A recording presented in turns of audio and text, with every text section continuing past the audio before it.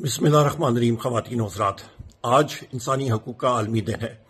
मैं आपसे सवाल पूछता हूं कि इस आलमी दिन में पाकिस्तान को बैनुल अक़वामी दुनिया में एक मशले राह होना चाहिए था, पर बदकिस्मती के साथ आज आप जरा जाएं कोट लखपत जेल में और इंसानी हकूक़ की धज्जियां उड़ते हुए देखें। पाकिस्तान तहरीक इंसाफ की ख़वातीन मुख्तलिफ बोगस केसेस में वहां पे सलासिल पाबंद हैं। आप देखें कि हमारे लोगों को, पाकिस्तान तहरीक इंसाफ के लोगों को इन्फोर्स्ड डिसअपीयर्ड पर्सन्स बना के उनकी सियासी वाबस्तगी को तब्दील किया जाता है। उनको या प्रेस कॉन्फ्रेंस जोरवरी से कराई जाती है या फिर ट्वीट्स के जरिए। इसकी हम लोग शदीद मजम्मत करते हैं। ये कौन से आईनी हकूक हैं? ये कौन से इंसानी हकूक की हम लोग बात कर रहे हैं?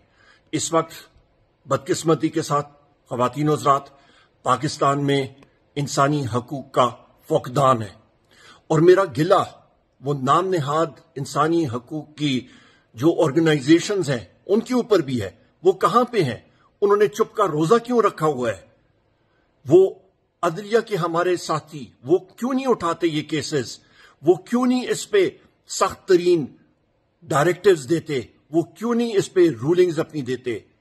वो प्रेस के हमारे साथी कहां पे हैं जो कि इंसानी हकूक